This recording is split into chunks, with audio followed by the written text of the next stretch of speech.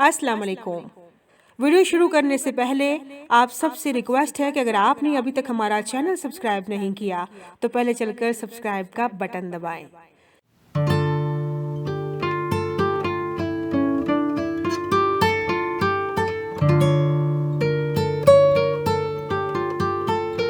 आबिदा मेरी class fellow और अच्छी दोस्त भी थी।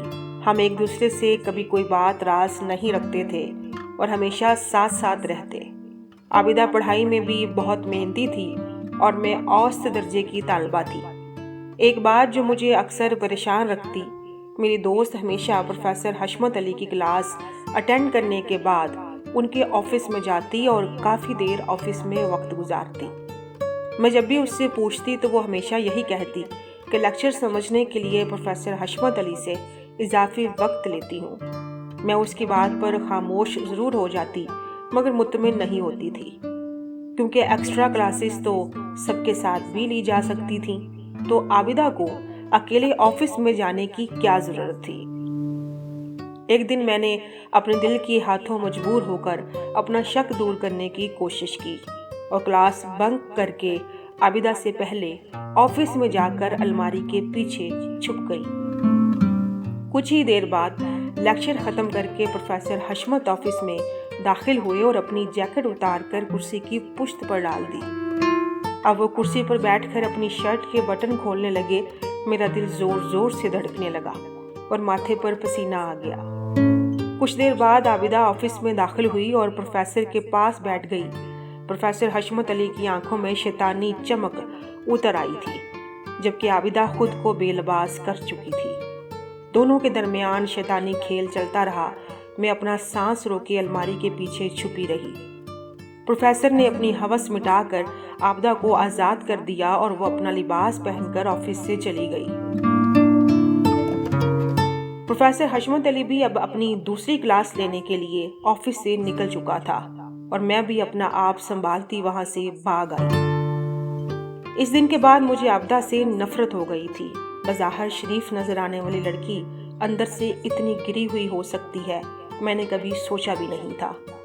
मैं उससे यूनिवर्सिटी में दूर दूर रहने लगी थी। आबिदा ने मेरे रवैये में तब्दीली महसूस करके मुझसे कई मर्तबा पूछा, लेकिन मैं हर बार टाल जाती थी।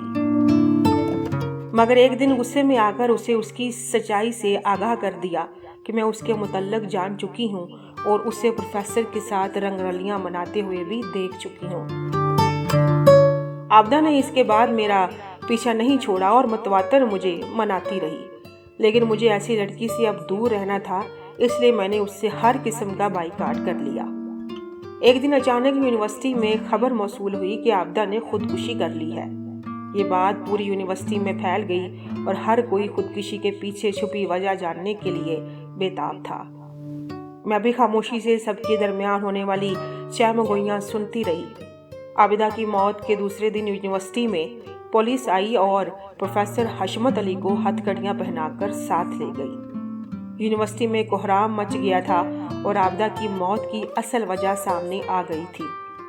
दरअसल आबिदा मुतवस्सित तबके से ताल्लुक़ रखने वाली लड़की थी और आला तालीम हासिल करके अपने वालिदैन का सहारा बनना चाहती थी। मगर प्रोफेसर हशमत की गंदी नज़र आबिदा पर पड़ चुकी थी और वो आबिदा को हिरासा करने लगा। उसका तालीमी करियर बर्बाद करने की धमकियां उसे देने लगा, जिसके डर से आबिदा हशमत अली की हर नाजायज़ बात मानने पर मजबूर हो गई थी। जब मैंने आबिदा की असलियत जानने के बाद उसे सब कुछ सच बताया तो उसने बदनामी के डर से हमेशा के लिए मौत को गले लगा लिया।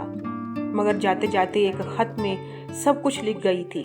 वही खत प्रोफेसर हशमत अली का मकरूह चेहरा बेनकाब करने की वजह बना, वरना कोई भी कभी नहीं जान सकता कि आबिदा ने कर्ब से गुजरकर खुदकुशी जैसी हराम मौत को गले लगा लिया था।